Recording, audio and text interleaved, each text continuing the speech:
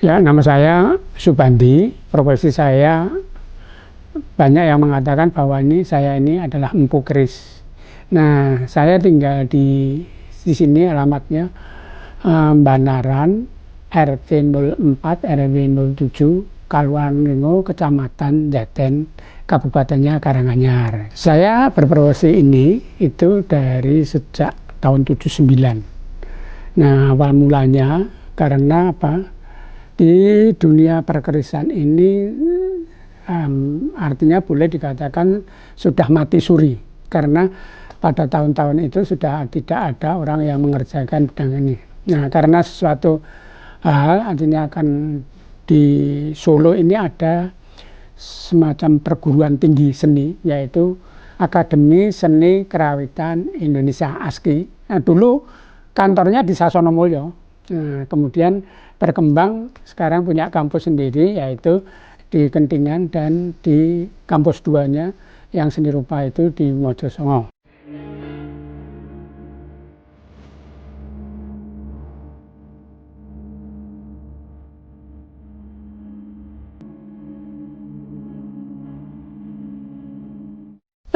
Untuk mengawali artinya proses pembuatan keris, minimal untuk membuat satu keris itu menggunakan 3 bahan, yaitu besi, ini bahan utamanya, kemudian bahan pamor, itu kalau dulu biasa disebut mengatakan menggunakan meteorit, kemudian menggunakan, nah sekarang ada nikel, kemudian dibuat dulu lapisan. Artinya pencampuran antara bahan pamor ini menjadi satu, sehingga itu yang dihasilnya dinamakan saton, artinya satuan, campuran. Nah, setelah menjadi campuran itu, kemudian kita bentuk sedemikian rupa menjadi, kita tambahkan bahan, yaitu penguatnya, yaitu baja. Nah, kemudian 2 bahan ini kita satukan, kemudian mengarah ke bentuk keris yang diinginkan. Misalnya keris lok atau keris lurus. Nah, kemudian pamor dari pamor saton tadi adalah pamor dasar. Itu bisa direkayasa sebelum menjadi pamor, menjadi keris.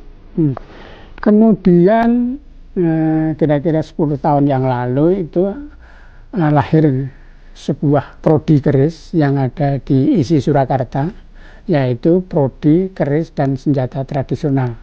Sehingga sekarang saya sebetulnya sudah pensiun dari STSI atau ISI, namun karena sesuatu saya masih dibutuhkan untuk mengajar, membantu mengajar di prodi keris dan senjata tradisional ISI Solo itu.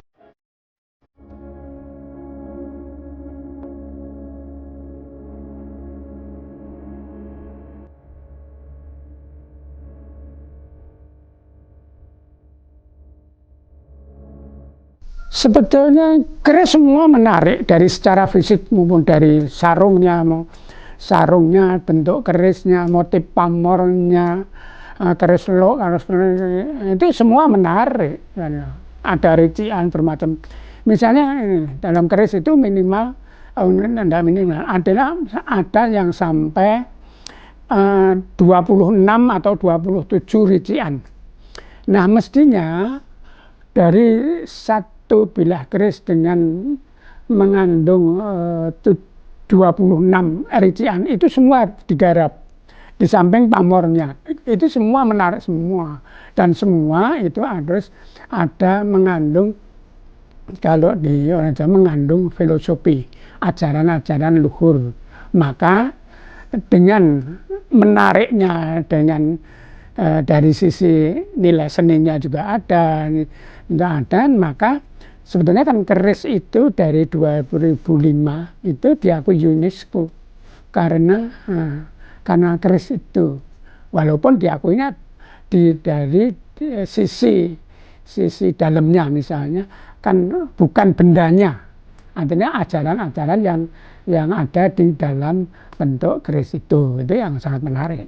Maka karena saking menariknya, maka UNESCO pun juga mengakui kan gitu.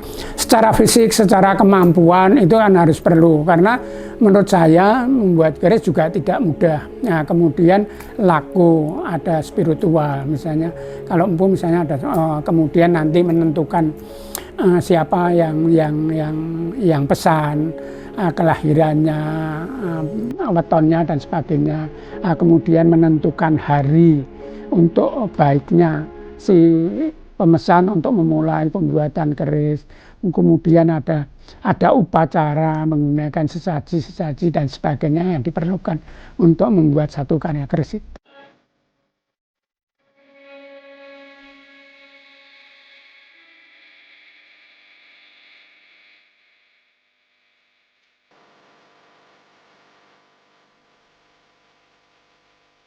Kalau modelnya macam-macam Mas, karena banyak sekali. Misalnya kan saya sekarang itu hampir sudah 40 tahun lebih. Nah, kalau modelnya sudah, walaupun saya sudah ingat, kalau diperkirakan misalnya saya sebulan membuat 2 kali 42 tahun itu hampir 1000 karya, itu sudah bermacam-macam, artinya sudah tidak ingat lagi. Artinya yang berkaitan dengan tosanaji itu kan besi yang punya nilai kan gitu, karena keris, tombak, pedang, wedung dan misalnya kudi itu kan masuk dalam kategori tosanaji. Nah, tosanaji itu bentuknya itu sudah macam-macam. Nah, pada umumnya seingat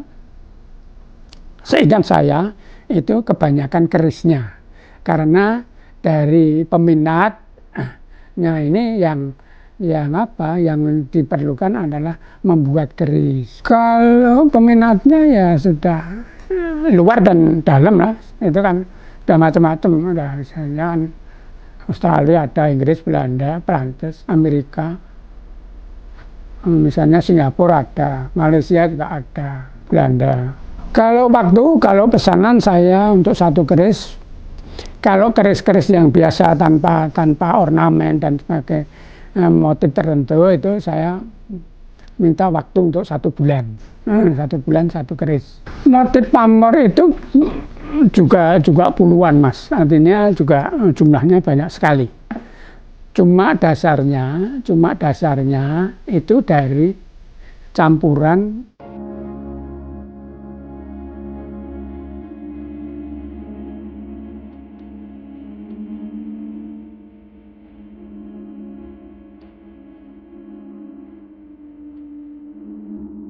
besi dan bahan pamor, itu dasarnya. Nah, sebetulnya keris pamor itu digolongkan dalam 2 golongan, yaitu pamor dasar, artinya hanya proses pelipatan saja, dan pamor rekan. Nah, itu maksudnya. Nah, rekan ini jumlahnya tidak terbatas, tergantung kreativitas empunya maupun peminatnya, gitu loh.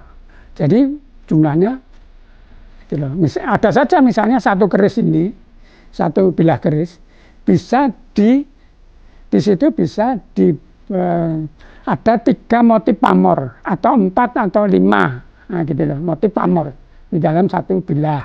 Nah, itu istilahnya kalau 3 ini triwarno, kalau 5 ya poncowarno dan sebagainya, itu menurut keinginannya gitu loh. Nah, soal bentuknya 3 motif itu berbeda-beda ya, tergantung itu tadi, itu motif pamor.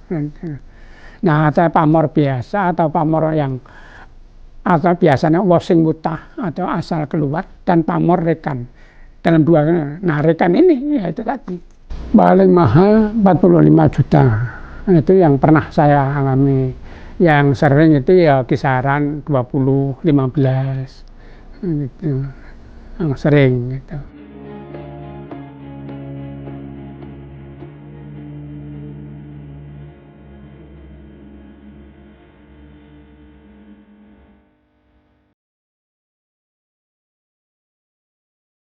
Artinya keris itu adalah warisan budaya, dan yang menurut saya ya luar biasa. Mengapa saya mengatakan luar biasa? Karena apa? UNESCO pun juga mengakui, artinya dunia ini sudah mengakui. Nah, kita khususnya bangsa Indonesia adalah termasuk nanti generasi muda semuanya adalah mempunyai tanggung jawab untuk melestarikan budaya-budaya Nusantara. Karena di situ penuh ajaran-ajaran yang luhur, tuntunan-tuntunan yang baik untuk kehidupan kita bermasyarakat. Maka juga artinya pemerintah pun sudah memberi menjembatani dengan adanya prodi keris yang ada di ISI.